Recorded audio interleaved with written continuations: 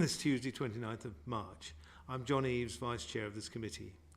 This meeting is being web streamed to the public through the Council's YouTube channel. During the meeting, if you wish to speak, please use the push to talk button on the microphone in front of you. This will allow the camera to pan in your general direction. Before we start the formal agenda, I'm obliged to read out the following fire notice. There is no fire drill scheduled in the building this evening. If the fire alarm sounds, then please could I ask that you make your way out of the building, down the main staircase and out of the main doors of the Town Hall and congregate at the entrance of Caldecott Park. An officer of the Council will give instructions on when it is safe to return to the building. Moving on to the agenda, the first item of business is to approve the minutes of the meeting held on the 1st of February. Can I have agreement with members? I presume we haven't actually got them here to sign. No. To sign those. I think, yes, second, yes. Oh, yeah, all in, yeah, yes, all in, yeah. I presume we're all in favour? Yeah. Thank you. We'll pick that up later. Second item, apologies for absence. I know that. Councillor Cameron married, but I think Councillor Barley is. Yes, I'm substituting for Councillor Watson. Welcome. And the chair, Paul Dudfield, has also sent his apologies. Declarations of interest. To receive declarations of interest as defined by the Council's Code of Conduct for members. Non-pecuniary interests. Pecuniary interests. Notice under Section 106 of the Local Government Finance Act 1992, non-payment of community charge or council tax. Right, if we can move on to the main part of the agenda. Item 4, the audit progress report and sector update. Is that yourself, Jim?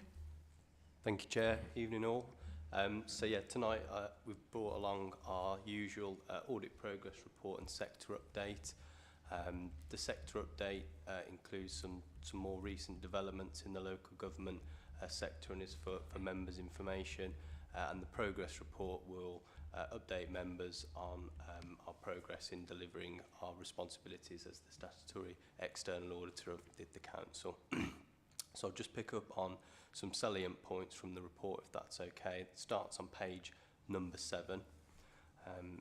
If you follow me through to page number 10 of your agenda pack, which is titled The Auditor's Statutory Responsibilities. So we've now begun our planning work for the audit of the year ending 31st of March 2022. Our intention is that following the completion of this work, we'll be able to prepare our audit plan, which documents any significant risks identified and our response to those risks, as well as other communication matters that we're required to discuss with members of the Audit and Ethics Committee as those charged with governance. There's some narrative on the left-hand side around deadlines for delivery this year. So if members aren't aware, the deadline to publish audited accounts for local government has been extended to the end of November again this year, in recognition of the fact that there were significant delays in 2020 and 2021 as a result of the COVID-19 pandemic. I'd just like to point out there is an error on that page as well, in that box. So it does say that the proposed deadline for preparation of the authority's draft accounts will be the 31st of May, but as I understand it, that is just actually something that's being consulted on for next year, and the deadline for publication of the draft accounts will actually be the end of July this year, with the audited due by the end of November. So as I said, our intention is to bring our audit plan to the next meeting of the Audit and Ethics Committee for consideration of members. On the right-hand side, it touches upon our work on value for money. Members will be aware that last year there was a significant change in the code of practice, which we perform on value for money work, making it a much more extensive assignment. This year will be the second year that we'll be undertaking that work, and again, in recognition of delays to financial statements audits, the proposition is that the deadline for publishing our auditor's annual report will be no later than 3 months from the date at which we give our opinion on the financial statements. I think it's probably also worthwhile to comment that the 2021 value for money work is still ongoing. We received much of the information that we required to undertake that assessment at the end of February, so are now simply working through that and are in the process of preparing our auditor's annual report, for the year ended 31st of March 21, so last year. Our intention is that there'll be an extraordinary meeting of the Audit and Ethics Committee subject to availability to present our findings to members from that assessment, so hopefully due in very shortly. Just over the page, on page number 11, we touch upon a number of other areas, so the only part I would probably draw out from that are our other work on certification of claims and grant returns.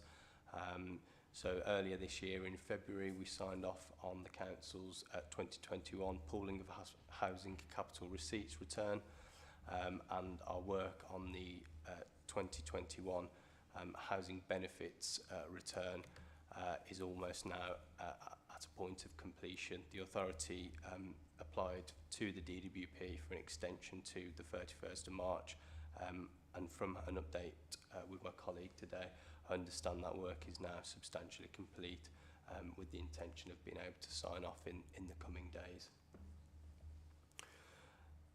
Just finally on the progress report, so page number 12 sets out some anticipated dates for audit deliverables. As you'll see at the top there, the 2021 Auditor's Annual Report was originally planned for March, but that will go into April now as discussed, but no further. And then the 21-22 deliverables, the next output from us will be our audit plan, which, as I mentioned, we will bring to the next meeting of the Audit and Ethics Committee. The idea being that we're hoping to close down on all 2021 matters prior to then launching into 21-22 with the committee. The remainder of the report really, as I said at the top of the meeting, just goes through some sector updates for members' information. So I didn't propose on going through them in detail, but happy to take any questions that members might have on the audit progress report. Thank you. Thank you, Jim. Ask members of any questions or any comments? No, I think at this stage it's all fairly self-evident and rolling forward as always. Yeah, absolutely. And just speaking to John before the meeting, we're exploring ways in which we can, hopefully deliver the 21-22 audit in a more timely manner and then get things back on track as to where they should be. Okay, well, thank you. So we're asked to note the report. So could I have a proposer? A second? All in favour? Thank you.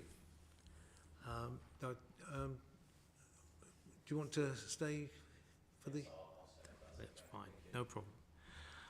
Item 5, the SIP for Financial Management Code update. That's yourself, John? Thank you, Chair.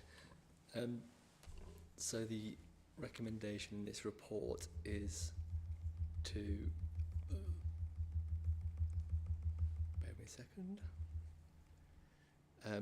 To note the self-assessment and the action plan.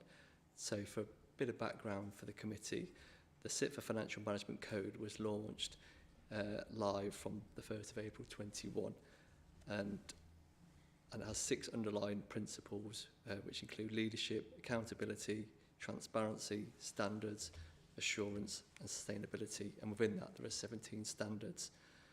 And it's judged that the delivery of the code, or being code compliant, will assist in demonstrating our legislative requirements as an organisation. And part of the implementation of the code is an initial self-assessment to baseline the organisation and how it's delivering the principles of the code, and this is set out in Appendix B of the report. For this exercise, I chose a rigorous approach because I felt that, and let me start again. I chose to take a rigorous approach for this and felt that including the corporate assurance manager would help demonstrate impartiality and provide leadership team and also the members of this committee our commitment to the work and delivering the aspirations. There are 4 ratings within the assessment, ranging from non-compliant to fully compliant. Pleasingly, but not unexpectedly, there were no areas where we're non-compliant. But as a new leadership team, there are areas to focus our attention on during 22-23.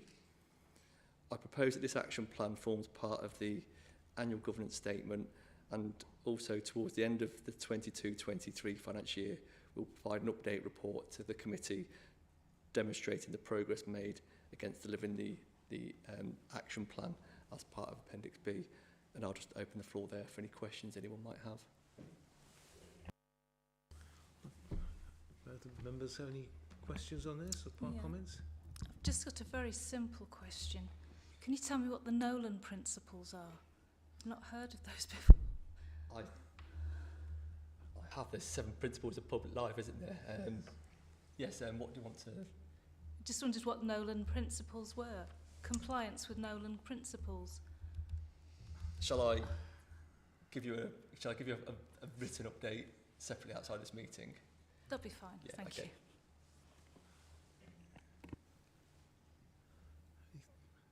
I think from my point of view, it's a fairly thorough process that looks as though it's gone through, and I agree that it would make a lot of sense for that progress or further progress to be presented to the committee.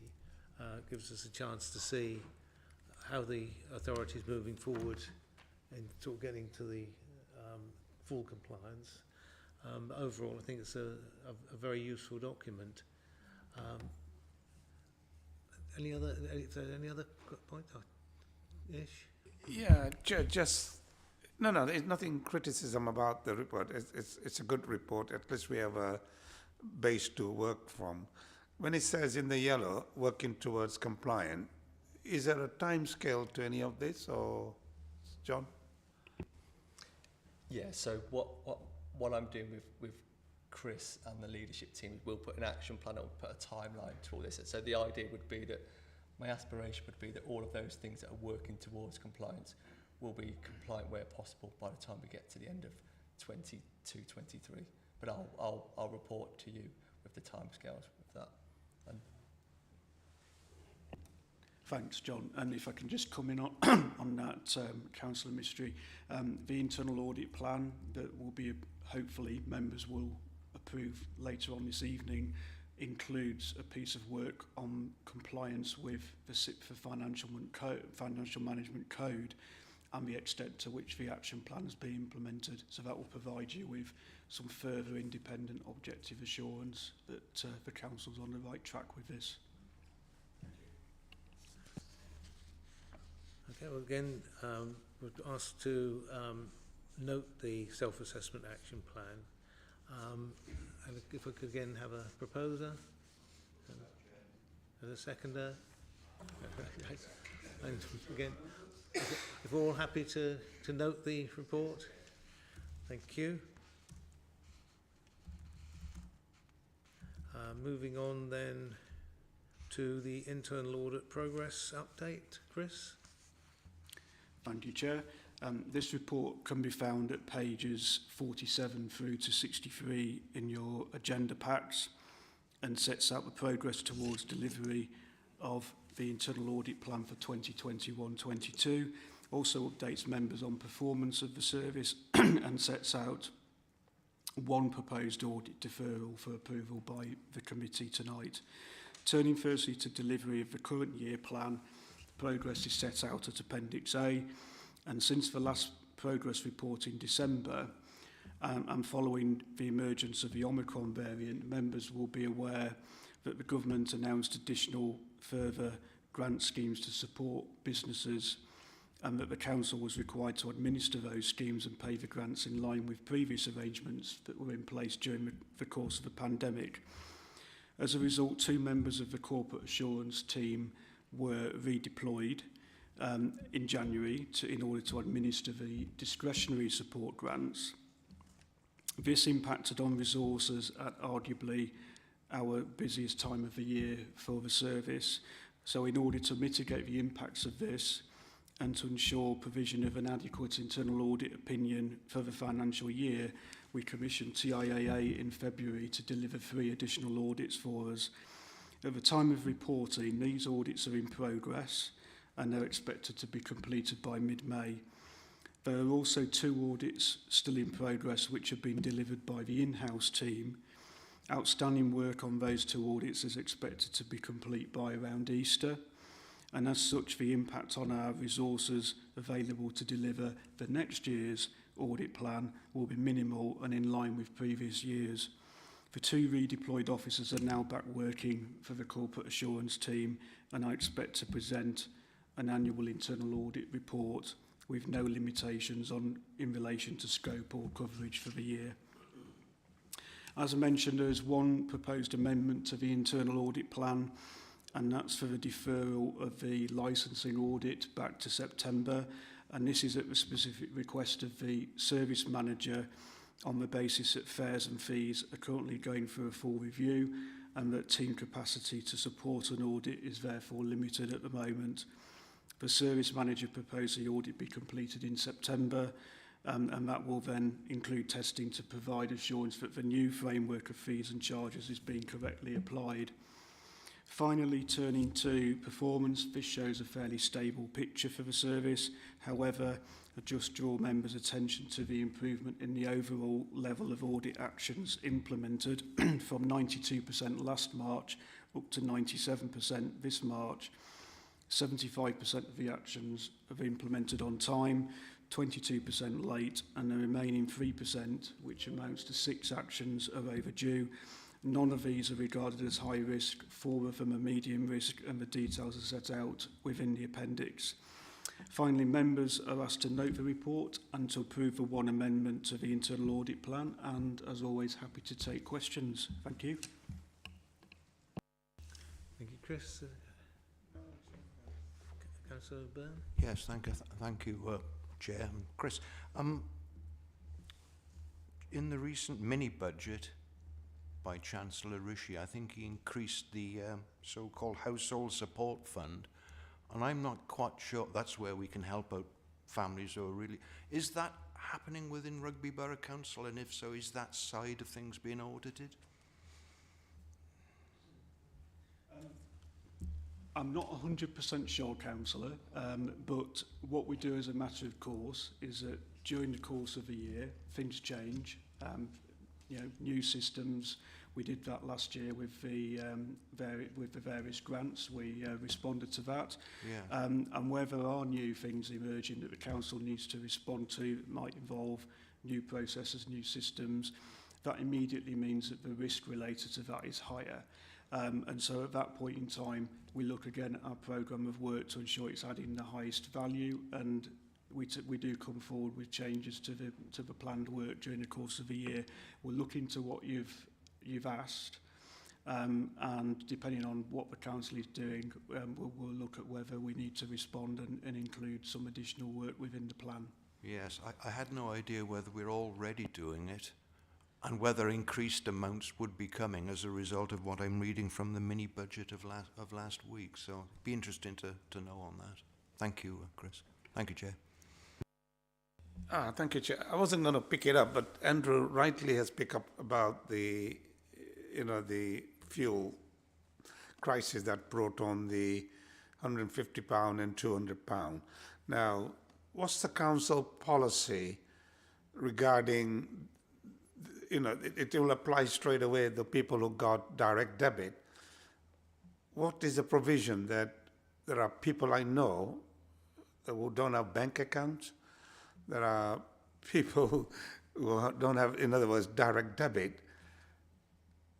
The very people who needs it, the way it's been dealt with nationally, maybe I'm wrong, that, you know, they'll have to wait a bit longer. Is it something that we will follow that guideline, or we said, hey, hang on a minute, you know, it's something that we need to address those people who really need it without penalizing because they don't have certain thing. Yeah. Thank you, Chair.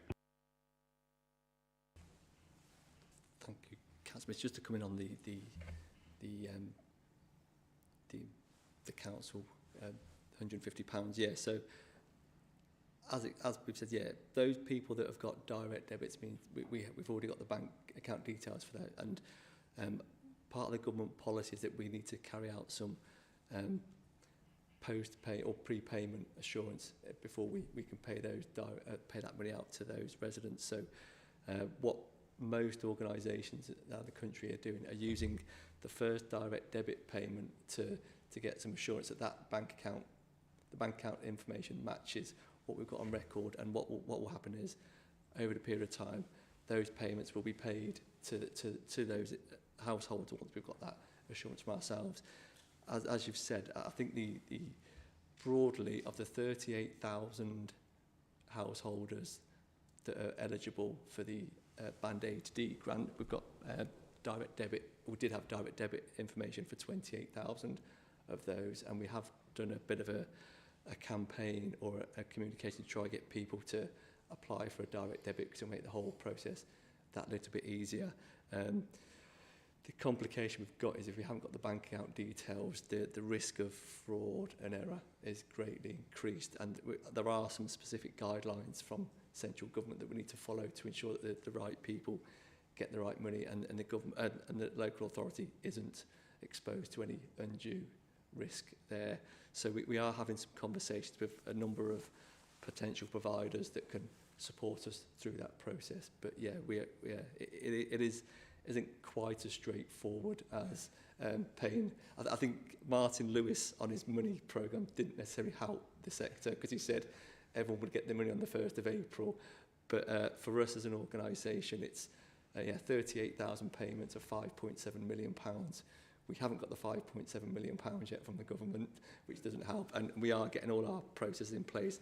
We are trying to tackle the direct debits first, because it is going to be the most straightforward of the process to complete. But we do need to make sure that, as well as we're trying to help the people that are most in need, but we aren't exposing ourselves to fraud, because there is a big risk there from the organisation.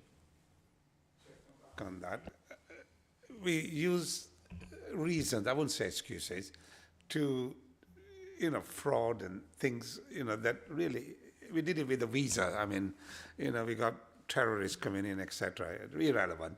But the thing is, the very people that we are trying to help, and it's a significant number. You're looking at 8,000 people. In the percentage term, it's quite high. And no way with the resources that we got, you're going to address it the way you're going about it, yeah? As a council, not you as an individual. So I was going to ask this question in the council chamber, that how we got to address it. So I think be prepared, because we will be coming back, because I'm picking up on the doorstep. We are auditing here, and we are defranchising a big group of people, so, the very people who need it. So let's find a reason to accelerate, rather than just to say, oh, well, we're looking at it, yeah? Thanks. If I can just come in there. I think you make a really good point, and we recognise, and as an auditor I recognise that it's important to get the money out there, just as it was and the council did right the way through the pandemic with all of the business support grants.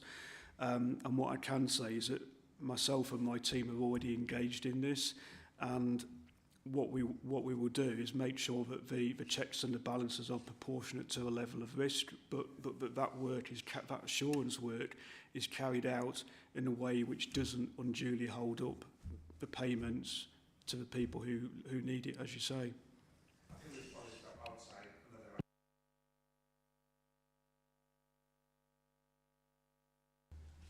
Councillor Barrow?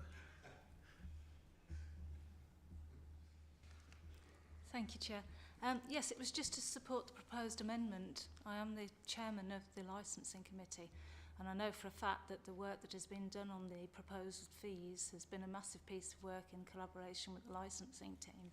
In fact, the proposed fees were approved to go to full council at the last licensing meeting, and following council approval that then will go out to consultation. So all these things take time, and I'm hopeful that it will be completed by September. There certainly needs to be done, a piece of work that needed to be done and has been done, and I'm grateful for that. Thank you, that's very, very helpful. Well, I think if there's no further questions, again, we need to note the progress to date, which I think is quite notable given the circumstances we've all been facing this year, and to approve the amendments to the plan. So again, somebody propose it? And seconded? No, yes. If we're all in favour? Thank you. Yes. Okay, and the internal audit plan, that's sort of moving forward now. Thank you, Chair. This report can be found at page 64 through to 113 in the agenda pack, and sets out the internal audit plan for 2022-23 for approval.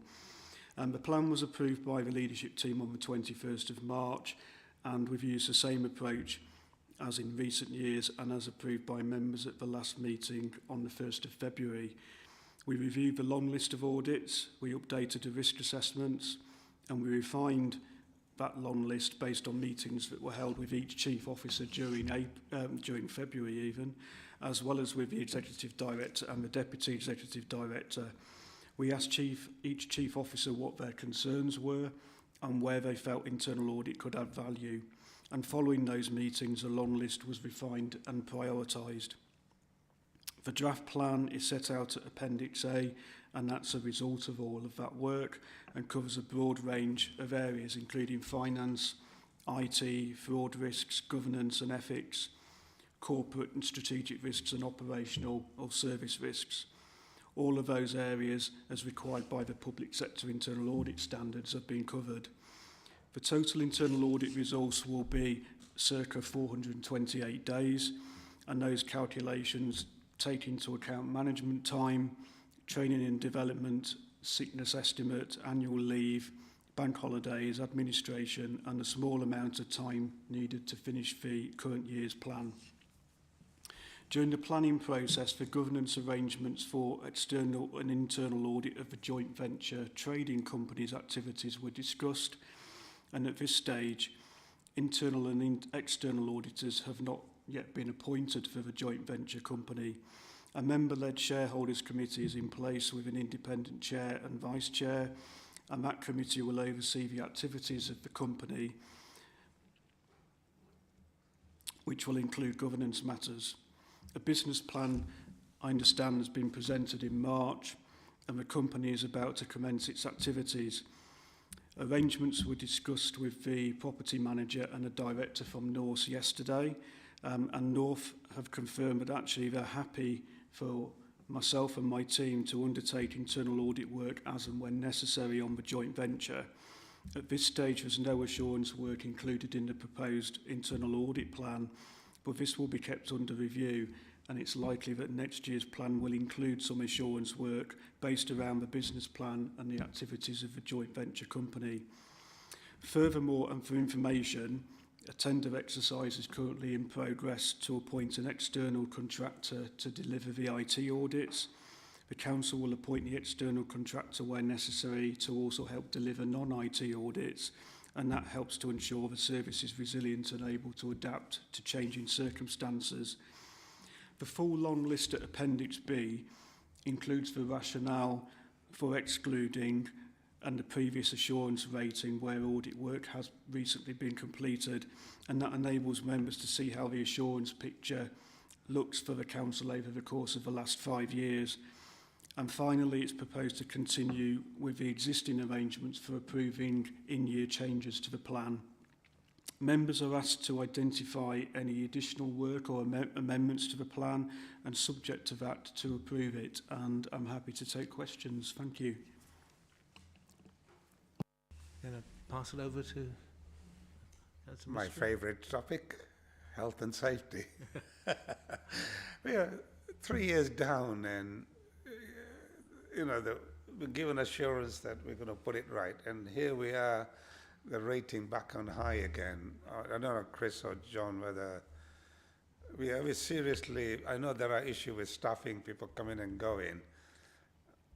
I mean, it is, as a corporate, organisation, we need to really address it, and I think Health and Safety Committee, I think whether it's still functioning, and I think Dan Green was looking at it, all the various, I think, was contracted out, I think, if I believe it or not, can't remember now.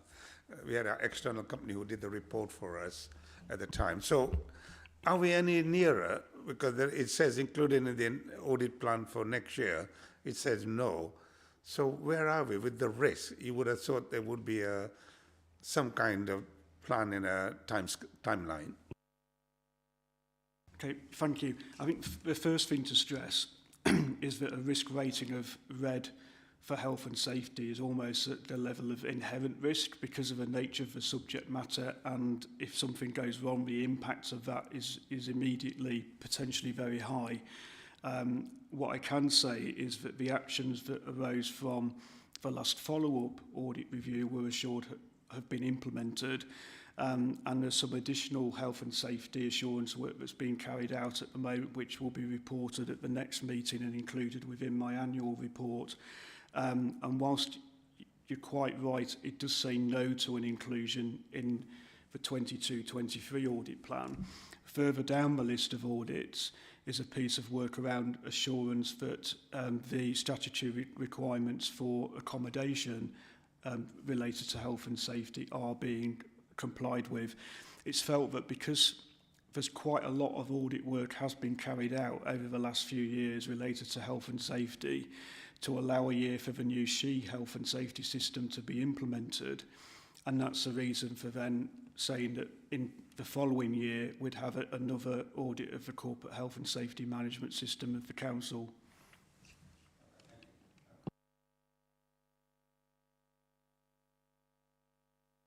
Councillor Barrow? No. Yes. Okay. Thank you, Chair. Yeah, a question about the housing rents, the risk rating being high. It says that it's potentially coverage of accuracy and completeness of billing system. Is this a software issue, or if you could just explain to us briefly, please? Thank you. So the level of risk has been assessed as high because there have been some previous concerns around recovery of housing rent arrears, and the audit that's in progress or about to commence on that should help to address that particular high risk rating. The other reason for rating it as high is because it's actually quite a long time since we carried out an audit on the housing rent system, and because we no longer have that cumulative knowledge and reliance on previous testing, because time has ticked by since the last review.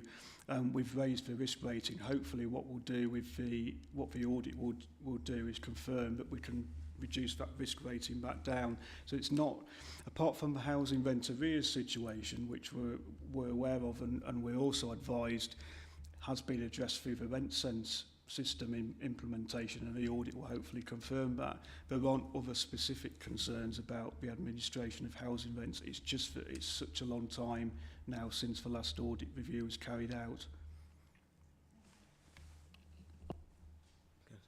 Thank you, Chair. Chris, my mind sadly wandered back to the dark days of the banking crisis of, what is it, 12 years ago now? probably as a result of me looking at my own bank statement today. But it did make me wonder about everybody in this room can have money invested in any one institution covered by the FCA up to, is it 85,000 per individual? What is the equivalent for money invested by councils and local authorities should the worst happen and a bank goes to the wall? Yes.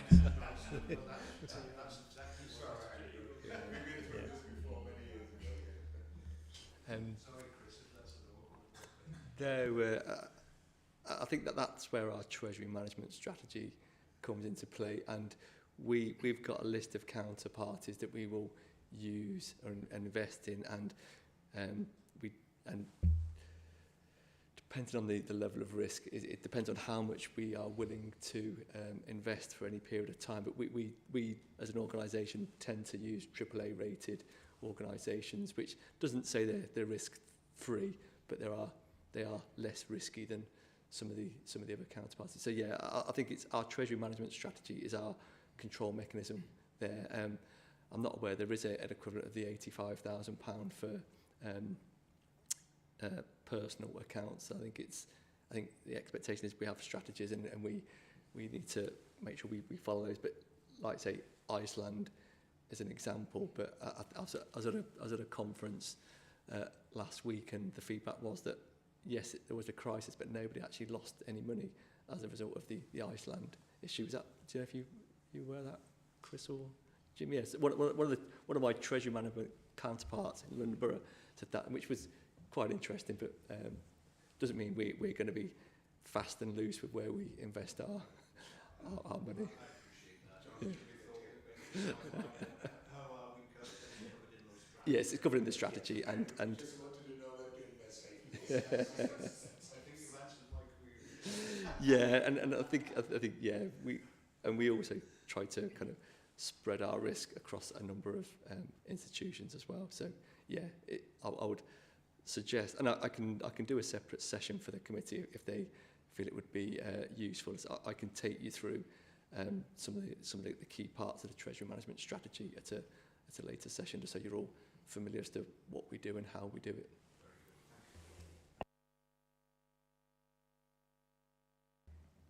May I just ask one question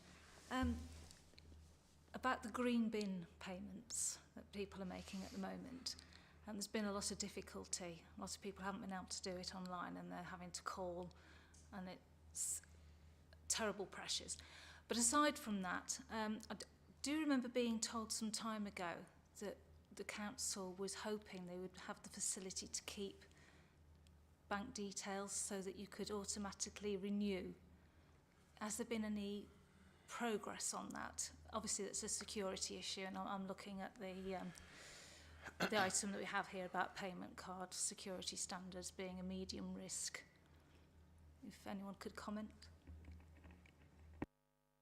In terms of your query around the actual complications people are having with paying the green bin, it's the first I was aware of it, to be honest. So I can certainly ask colleagues to understand what the issue is there, really. Yeah.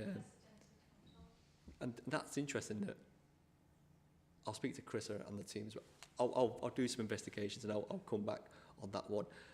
In terms of the holding the bank details, I just know from I know there's potential GDPR issues in holding that information for different purposes, but certainly I can perhaps take it away and understand whether there is a situation or a, I wouldn't say workaround, that's where there's an opportunity for us to hold that information for multiple purposes. But I think in the past it's always been GDPR that's prevented us doing that. I think it is particularly problematic when you have cards that are only valid for 3 years in any case. You have it with other things, you're told it's going to automatically renew, and you get another message saying that actually it won't because it's not valid. So I think it is fraught with problems. Yeah, I think the other one with the green bin is you subscribe for a year as well, and if I can see also the potential challenge we'll face if we have a number of residents wanting to end their subscription but haven't actually informed us in time, and we automatically take the money. and have to repay it. So yeah, I think yeah, there are lots of issues, but it doesn't mean we shouldn't look to look to see we can make things a bit easier for everyone. Thank you, Chair. Back to my pet subject again. It's relevant, the green bin payment, a general payment where people who haven't got email address, people who haven't got banks, there isn't a number to ring in, which I was doing. There's a lady across the road, bless her, she's 80 odd, Mrs. Hall. I pay for it, but I'll never take the money. It comes out of my, but there isn't a number to say, I ring up. I used to ring up can't remember your department, John, and somebody used to take the money and then went out of the way. But since pandemic, there isn't a number, because I looked at my bill or on the net, so where can you pay if you're not direct debit? And to somebody said, I want to do it over the phone. Is there a method? Can you have a look at it and then give me a shout, yeah? Because I'm trying to pay this lady's money, but I can't get through anybody.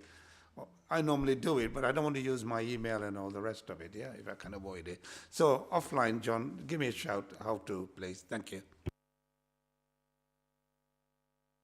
If I could just pick up one point, Chris. The sort of the complexity of the organisation keeps rising. There's the new trading company coming on stream you've mentioned. Other pressures coming along all the time. Are you satisfied that you're resourced well enough to provide the level of assurance that is expected of you? I think the short answer to that, Chair, is currently yes. But we keep everything under review, and if we reach the point where there was so much happening that needed internal audit presence and work to be carried out, then that's something that I would discuss initially with John.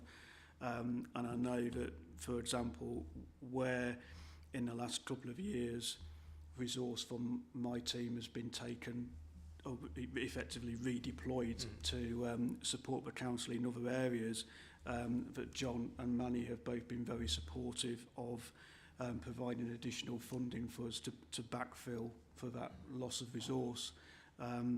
And I think that's all I can say at the moment. We keep everything under review as much as we also keep the audit plan itself under review during the course of a year to ensure that we're adding the greatest value that we can. Yeah, thank you. If there are no other questions, again, we have not come up with any amendments to the plan, so we don't need to to agree those. So looking for somebody to propose the approval. I will chair. Yeah, and thank you. And all in favour? Thank you, Chris. Now moving on to the Treasury Management Practices update. John. Thank you, Chair. And so the recommendation in this report is for the committee to endorse the Treasury Management Practices update for 21-22. And hopefully the committee will recall this item from this time last year. So what we do on an annual basis is review our Treasury Management Practices, and what this report summarises is what each of those 12 practices cover, and the fact that they're all in place to demonstrate good practice and also provide reassurance that we're delivering our Treasury Management strategy in accordance with the approved document. There are no significant changes to last year's TMPs, apart from taking into consideration the new roles and responsibilities of the financial services team, given a restructure. And apart from that, I'll open the floor for any comments or queries you might have on these. I'm sorry, page 114 onwards in the agenda pack. I think, as you said, this is something we have seen before. It's just updated. It's a very full report and document. Any questions from the other members of the committee?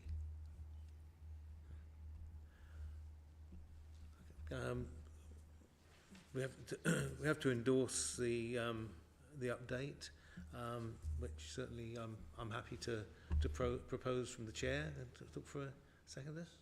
Are we all happy to endorse the? Thank you, John. Now moving on to the accounting policies that the authority has to put in place. Again, John, would you like to take us through these? Thank you, Chair. And this is from page 164 of the agenda pack, and the recommendation in here is to approve the accounting policies for 21-22. Similar to the TMPs, the committee will recall this report from previous years because it's a standard, or no, a report we bring every year. So what we need to do is create a set of policies to ensure that the accounts are compiled in a way which is compliant with the annual code of practice as provided by SIPFA. This year, a draft set of accounts for the 21-22 financial year will need to be published by the 31st of July with final audit sign-off by the 30th of November. And as Jim mentioned in his presentation at the start, this will revert back to May and July, May for 22-23. There are no material updates for the code of practice to bring to your attention this year, meaning the policies are largely the same as they were for 2021. Referring to paragraph 3.2 of the report, there is a reference to a potential change around the way that we account for our leases, but this could be deferred for a further year given a recent consultation that's taken place. But I will inform the committee on the result of that committee, the results of that consultation in due course. And with that, Chair, and I'll open the floor for any questions anyone might have on these. This is really just sort of very technical paper for just identifying those policies that you have to commit to. So if there's any other comments on this, that's just sort of a fairly routine matter. Yeah. Okay. So, I suppose the other thing to bring to it, because the Audit and Ethics Committee are responsible for approving the statements, it's just I think we need to be transparent and make you aware of the basis that we're completing those accounts as well. So it's all part of the whole process. Can I, if there's no specific questions on these points, can I have somebody to approve propose to approve them and second them, and in favour?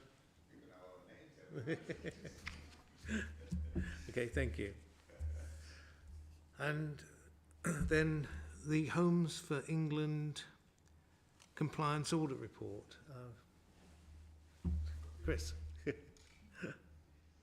Thank you, Chair. This report is set out page 182 to 188 in the agenda pack, and it sets out the results of the recent Homes England audit.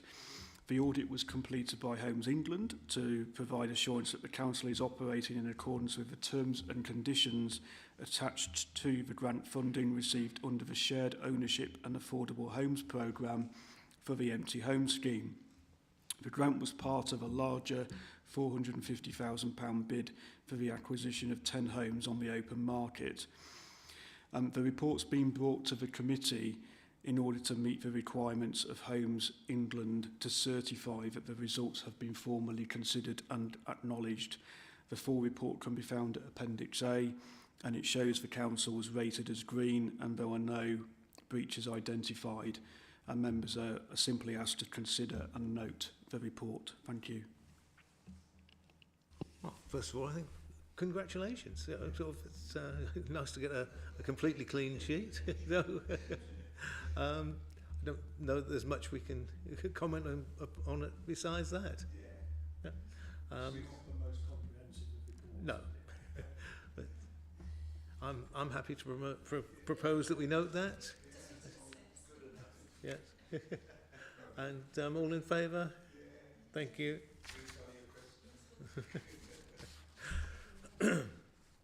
Right, moving on to item 11, a motion to exclude the public under section 100A(4) of the Local Government Act 1972. To consider passing the following resolution. under Section 100A4 of the Local Government Act 1972, the public be excluded from the meeting for the following items on the ground that they are likely to involve the disclosure of information defined in paragraphs 1, 2 and 3 of Schedule 12A of the Act. And I have to ask somebody to propose the passing of that motion and to second it. All in favour? Could we ask you to turn us off, please?